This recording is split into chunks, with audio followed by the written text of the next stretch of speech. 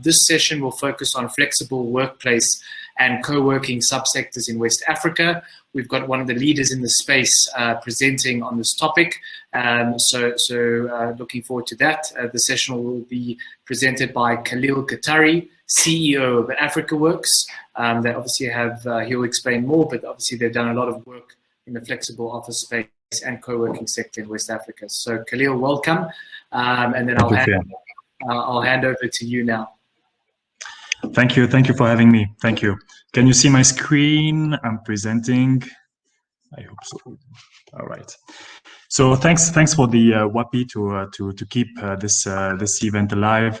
Again, I introduce myself. My name is Khalil Katari. I'm the CEO of AfricaWorks. AfricaWorks offers flexible solutions across the continent and in West Africa. We are in Abidjan, Lagos, and we just open Accra. So I will start again with my favorite punchline that the office basically is not dead, but it will change. We will look at that through this presentation with a focus on West Africa. So we start with who we are. We will be looking at the demand and supply side on the flex office and mainly the co-working. There will be a focus on co-working on Lagos and Accra, and I will be sharing. Yes. Sorry, the share screen is not working. We can't see the screen. So can you just try again? Okay. Can you see it now? Yes, it's coming on. If you can just make it full screen, please. Yes, it is actually.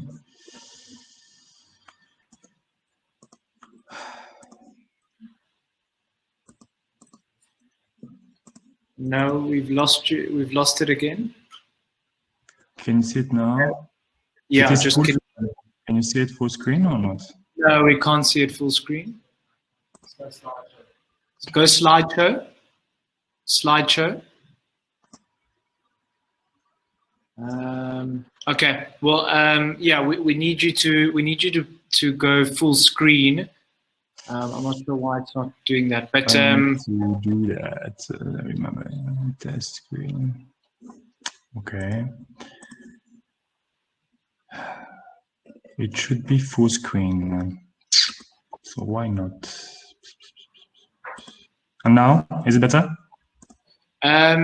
Yes, I think it's fine. I mean, it's not under the slideshow, but I think it's fine for now. So you can continue. Okay, perfect. All right, sorry for that, and let's restart. So we are pushing our development in the continent and especially in West Africa. So I'll be sharing some of our insight while basically we develop our workstations across the continent, and we also operate some from Cape Town to Abidjan, Lagos, and Accra. So who we are. The AfricaWorks Group, there are two main business lines. The Haussmann side of the business that actually is traditional office design and build. And we have a second business line that is AfricaWorks that I will present today. Basically, on the flex office side, we are an operator. We source, design, and operate flex offices across the continent. We are purely African, and our footprint in Africa goes from Kenya to South Africa, Nigeria, Ghana, Cote d'Ivoire, and soon Senegal. Our mission basically is to be really seen as a leader in the office solution. So we are on our way. We are trying to build that and let's say sustain our mission. So the development of AfricaWorks is ongoing, as I said. We target to open 5,000 workstations by 2023.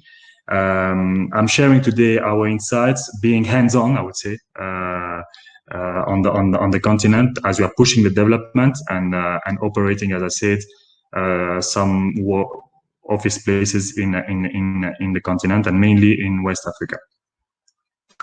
All this would have not been possible without a great team.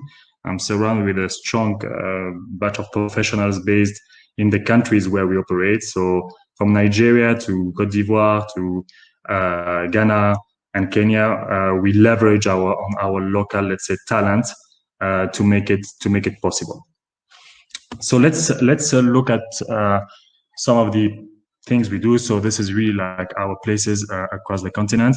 Let's deep dive in the demand and supply side of the business. So what we notice in Africa, and we see it also in West Africa, is an emerging call for, let's say, shared spaces and co-working. This is coming from local companies, no surprise. MNCs too, that are operating offices that have business somewhere on the continent and West Africa. And of course, there is a push on the tech Africa, fintech, startups. We see a lot of demands coming from this side of the business. They require a lot of flexibility. They are not in the situation where they want to sign deals or leads of more than 5 years, 6 years with an upfront payments. So flexibility is a key word, and this is let's say a rise we see on the continent, despite the fact that on the supply side of it, the workplace market remains quite underdeveloped. If we compare the African market to the global, let's say, market, we see that only 0.6% or less than 1% of the total workplace is occupied by the flexible markets versus 3% worldwide.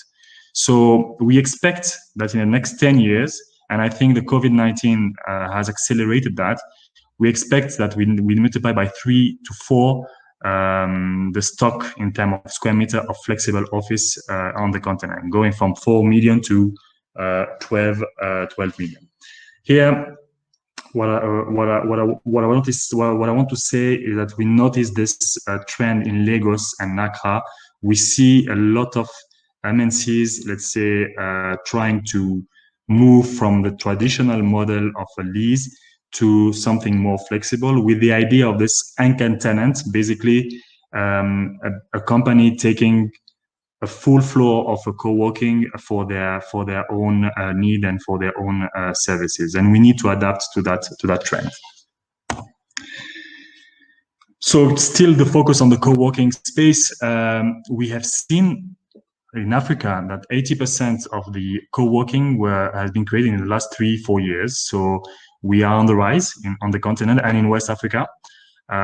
We have around 600 to 700 co-working spaces across the continent. And I think if I have to do a focus on West Africa, West Africa will remain a bit undersourced comparing to the rest of Africa, especially East and South Africa. So there is a lot of opportunities in West Africa. We see a lot of demand in Lagos and in Accra, and we will see where in these both cities. So for the next, let's say, years, and again, I think that really COVID-19 has accelerated that trend. There will be a big need in terms of flexibility. While we are on the rise in Africa and West Africa, we still lag behind other geographies. And if you look at some macro ratios in terms of number of co-working space per million of inhabitants, Africa remain behind, 0.4, comparing to Asia 0.8 or North America 8.3. That's for the focus on the co-working space. So Africa on the rise, there will be still a need for flexibility. This has been accelerated by the crisis. But still, in terms of supply, we are still undersourced, and so there are big opportunities to push in the next years, and even starting 2021, basically. So again, my favorite punchline is the office is not dead, but it will change. We are heading towards a new paradigm with a mix of office, traditional one, hubs in CBDs, with flexible workspace and also work from home. I don't really believe that the work from home will be 100% the case for across the businesses. We will still need to meet. Work remains something social. We cannot stop collaboration between people. People need to meet physically. We need to make it possible, and the flexible workspace can answer this challenge. So the physical offices will become spaces for, let's say, employees to gather and collaborate. No need to remind that as human, we still need to collaborate to create and to pursue our projects. So Offices, hubs in CBDs, big hubs in from big MNCs, and flexible workplace will be the answer. It's a mix of both of them. So the African co-working hubs will have to reorganize, let's say, to cope with the new social distancing rule. There will be impacts on the design. There will be impacts on what to expect from the buildings. And so this transformation will be a mix between landlords participating to that transformation and operator like us helping the hubs to cope with this new, let's say, new normal, I would say. So this trend has been, let's say, deeply accelerated by COVID-19. What we have observed in West Africa, and here especially in Lagos and I would say Accra, we've seen a lot of tenants, maybe in the extreme cases, breaking the lease, but most of them, they are asking to renegotiate the lease with the landlords. We also have seen some need in, let's say, optimizing the OPEX. So here I'm targeting really Lagos, where basically landlords used to have some conditions in terms of period of lease and upfront payments. All this will have to change, or is already changing. We already noticed that. We see landlords becoming more partners. They understand better our business in terms of flexible office, and they are ready to welcome us on some let's say, non-conventional terms. Means they are more open to management contract, they are more open to profit sharing agreements and joint ventures. So the landlords in Lagos and also in Accra seems to be, let's say, reacting in an entrepreneur way to that crisis. They see us as operator of flexible office as an opportunity to increase visibility, but also to get that to maintain their occupancy rates in their building high, and they are ready to let's say, offer new way to collaborate. And I think that's really a good sign that the real estate professionals in Lagos and in Accra understood what is happening, and most of them are ready to collaborate, to evolve. And that's, I think, it's very important. This is the trend we see in West Africa on the landlord side is something that already started several times ago in East Africa and South Africa. So we see a sign of maturity in Lagos and Accra, where basically landlords are ready to come on the table, see how they can understanding more our constraint in terms of capex, in terms of initial investment, and happy to, let's say, collaborate with new ways. I remind just the new ways of collaboration that actually in some of our other business in real estate like hospitality, they are already there. And I think co-working and flexible offices, we are going on that trend of management contract, profit sharing agreements, and joint ventures. So basically, all this crisis and this transformation require landlord to be, let's say, actors as the tenants, as the operator, and as the developers. So on our side, let's say, we have the duty and the let's say the obligation to design safe offices that are, let's say, still inclusive and safer, considering the health situation. I don't think, I strongly believe that the trends in terms of design, in terms of meter square per workstation, to get, let's say, more spaces to protect people, I think this is something that will remain in the middle, short, and the long term. I don't think that if tomorrow we find a vaccine for COVID-19, we will stop de-densifying our offices. I think there is, let's say, kind of awareness that safety is very, very important, and we should take in account in our design. So we have increased our, let's say, density, decrease our density. So we have increased the meter square per workstation. We are allowing more, let's say, ventilation, more, let's say, space between the workstation. The workstation will become, let's say, the key space where basically the office member, the employee will feel protected. And so we need, without creating, let's say, partitions around any workstation, we need to be clever on how to create a safe environment and keep the inclusive side of the office. we will see a lot of things around hygiene, self-cleaning properties. I mean, this is our part of the let's say of the cake. We need to ensure that our service office are safe, basically. On the other side, I would say the landlord can help us with, let's say, tech in their building, in their facilities management, in the property management. We are going to a contactless offices mode, and I think landlord, they have also a role to play in that. The automated control system to air conditioning, the office occupancy tracking, all that can allow, let's say, a kind of contactless environment, still friendly environment, I hope. But this is something that landlord need to think, or developers, some tech side of the facilities management has really to rise to offer this safety. So a lot of technologies, let's say, that were seen as nice to have, actually will become a kind of must to have. And I think in cities like Lagos and Accra, where basically there are a lot of, I hope soon, even more developments, a lot of greenfield, I think from day one, from the start of the project, in the design of their building, they need to take in account this side of the tech integrated workspace to attract tenants, to attract operators like us. That would be really a must have.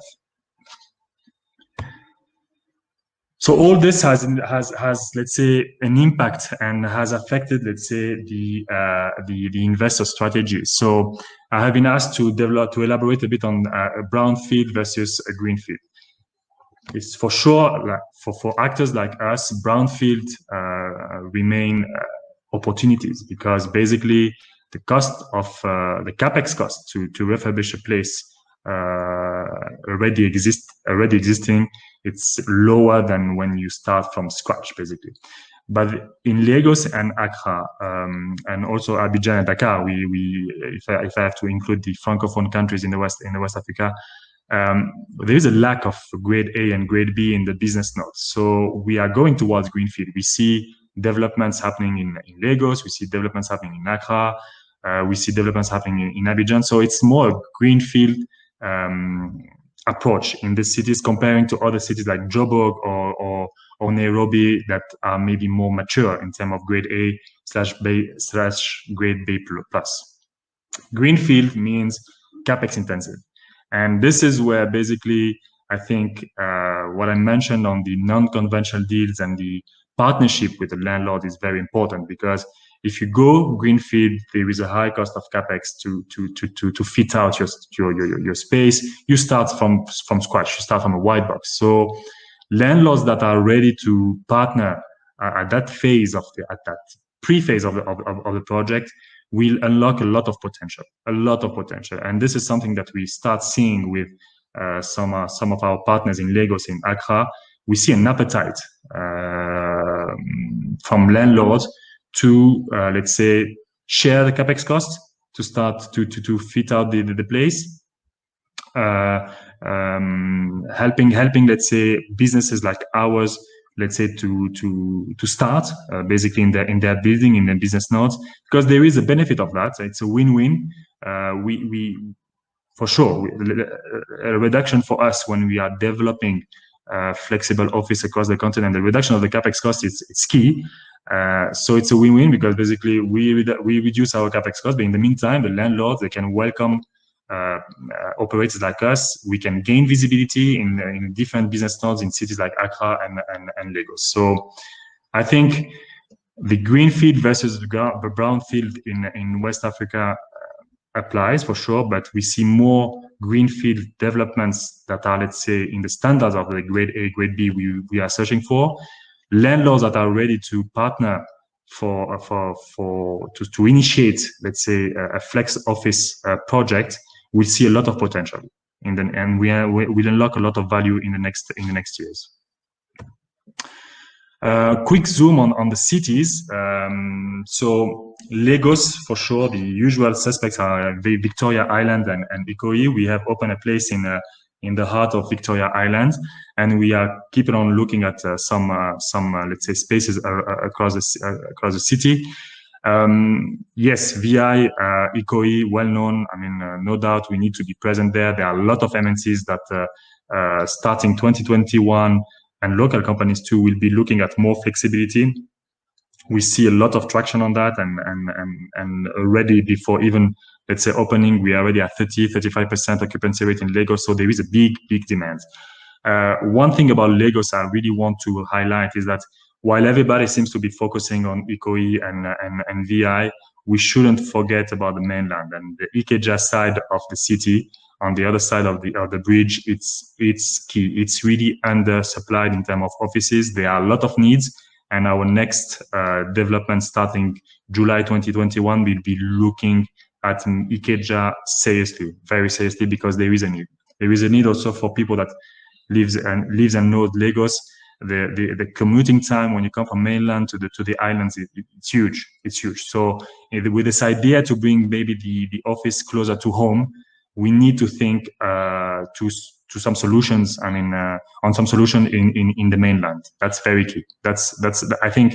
But I strongly believe that after, of course, sourcing ECOE and VI, mainland has to be taken care of seriously in terms of office supply. Quick zoom on Accra. We have opened our space in Accra in the airport city. I think this is the main business node where basically everyone wants to be. Same, we see a lot of let's say traction there. We have opened in October. We are already 40% occupancy rate, so big demand from MNCs and some local SMEs too. Surprisingly, that I thought were more like trying to escape from the CBD and going to the airport city. So our solution is the flexible solution. Co-working is one of the answer. One main business node that we need to look at in Accra will be cantonment between the cantonment area that actually is between the Ridge and Airport City. I think there will be big opportunities for us.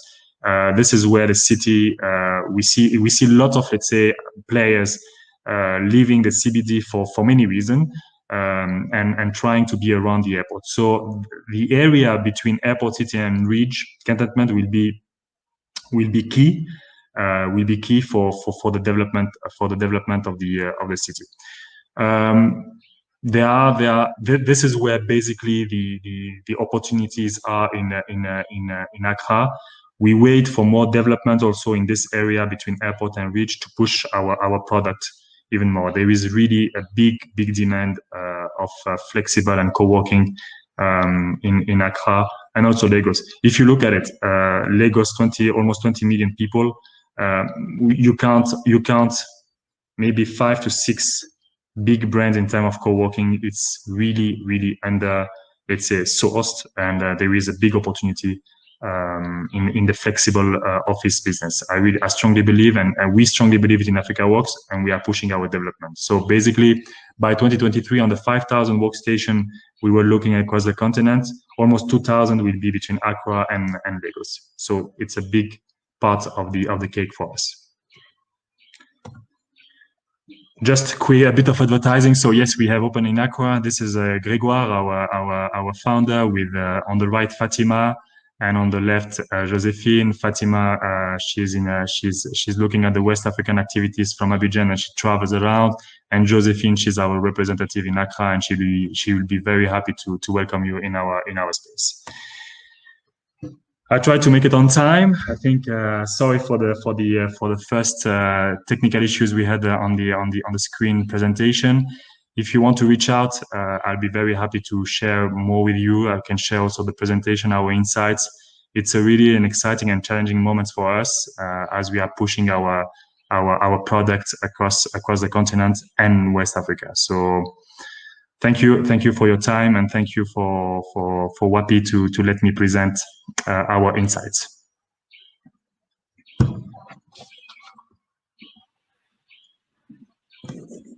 Thank you, Khalil. That was a very insightful presentation, and good to see that. Yeah, obviously, I would imagine that this year has been quite challenging in terms of getting projects, but I think it also has been an advantage from a landlord perspective now, being a lot more open to doing collaborations, JVs, and partnerships. Something that a trend that we saw happening pre-COVID, but now I believe has been accelerated. And I did always think that the African market needed a shift from an office sector perspective in terms of where supply and demands dynamics were. So yeah, great to see the work that Africa Works is doing. Yeah, thank you for the presentation. Thanks for having me. Yeah, I don't know if there are some questions or if you have time for it. I don't know, but I'll be very happy to answer to them by mail or by. I mean, my contact is there, so I'm very happy to connect. Yeah, perfect. There hasn't been any questions coming in, and we need to move to the next session. But yeah, definitely, if anyone gets in touch, you can also answer questions on the chat function as well. All right. Thank you very much. Thank you, Khalil. Bye. Bye.